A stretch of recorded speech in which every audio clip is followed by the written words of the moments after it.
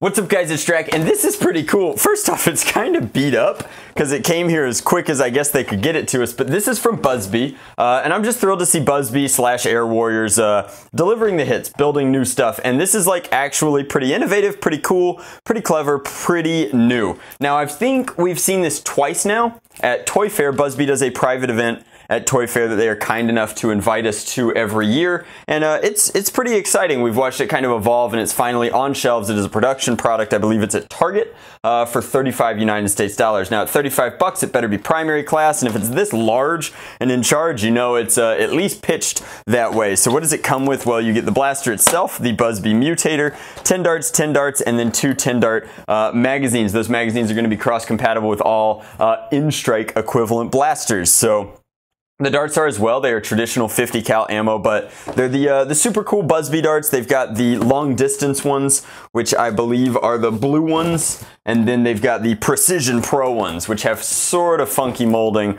I'm not 100% convinced they make things more accurate, but we'll test them out. And then the gimmick for this blaster is that it fires both kinds, loads both magazines, and you can change on the fly. Do you want to shoot very far, or do you want to shoot up close and accurately? Now, getting it out of this is going to be a chore, so let's go ahead and just start busting it out of its cardboard prison. Luckily, got a little help from CRKT.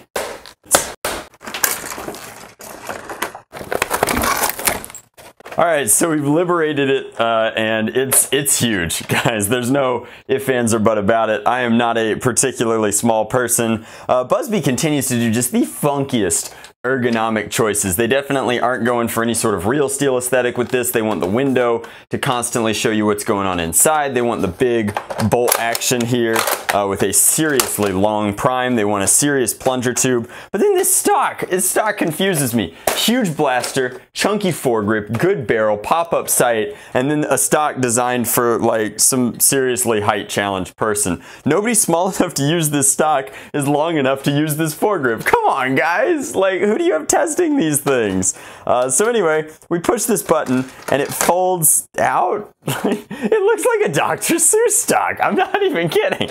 Like, could I on a blaster? Should I? Would I? Oh man. So anyway, it's clever how it hooks in. You hook it in like that and throw it back on. I honestly am gonna leave it off just because I'm never shouldering this thing. And then it almost looks like I love Busby, and they've got 2 designers working for them right now that are actual toy industry legends, so I'm sure this isn't their DNA, but it's amusing. This back end makes it look like they put a stock on the stock.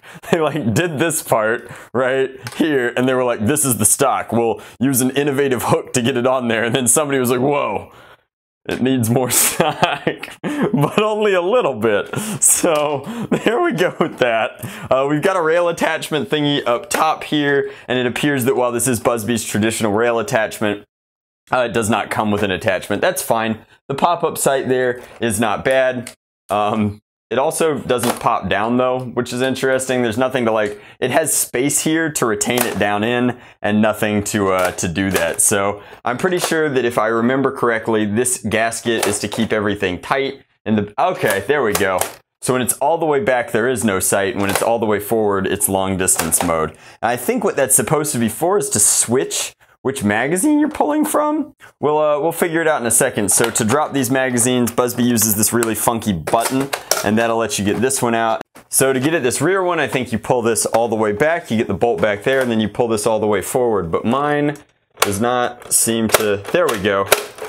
So you guys can see, for some reason mine was a little stuck, but this bit here is responsible for articulating through these. So when that one's disengaged, we can go ahead and pop it out as well. So I'm pretty sure the back one, right? So this is all the way forward, would be chambering the back. So let's put the long range darts in there. I do kind of want to comment, like, while the instructions are pretty clearly on all of these magazines, the stickers are really cheap. So you get this nonsense when you try and take it off. So your choices are have a magazine with a sticker on it, or have a magazine with a bunch of... Come on, Busby. I believe in you guys.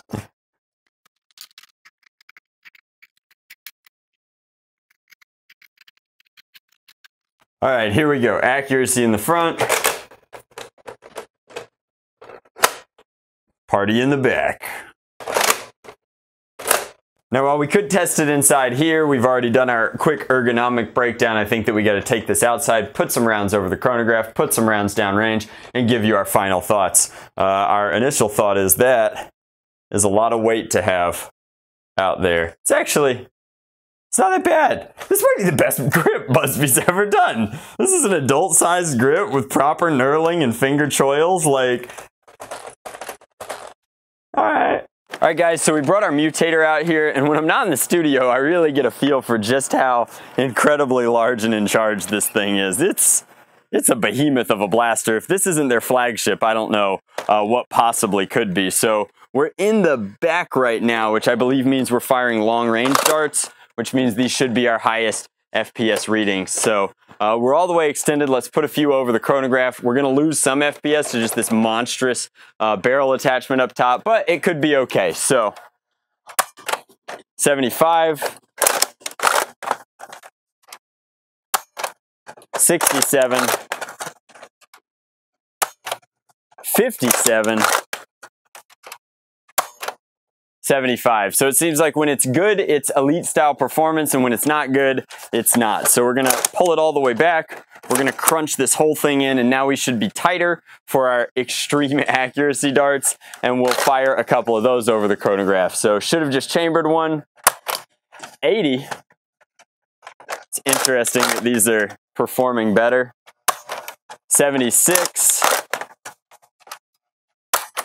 83.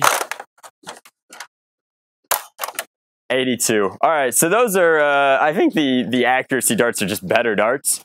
Truth be told, I like their profile a whole lot more, but giving it the benefit of the doubt, let's fire a couple of accuracy ones downrange and see if they don't go as far as the long range variety. So coming over here, fire a couple of flat shots. It's about 50.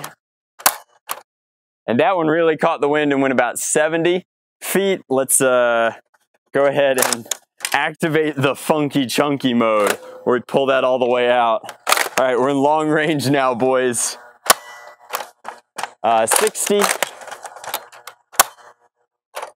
and 50. So it seems like there's very little difference. I would highly recommend just loading both up with the close range darts and having better darts in both of your magazines, and then just a hot swappable changeable thing. So my biggest gripe is the same thing that it has been with Busby blasters for a while. There is no easy ergonomic way to like reach this mag release. At least this one gravity drops. Let's go ahead and leave it back, pull it all the way forward. This one also gravity drops. So that's an okay way to do it, I suppose, as long as you're willing to like mag flip them out. The other blasters have had tighter mag wells, and it has not been quite so easy, but available at Target, the Mutator costs 35 bucks. And I think that if you're looking for a really funky bolt action sniper, this is a fine include. I wish it had a slightly different stock, but what are you gonna do? Overall, it's innovative, it's funky, it's got a dual-linked trigger, and you can see a lot of what's going on through this clear window. I like it. I wish that the darts did a little bit more of what they said. It would be interesting to take advantage of actual dichotomy between ammo, but it seems like, as is often the case in these companies, one ammo type is just better.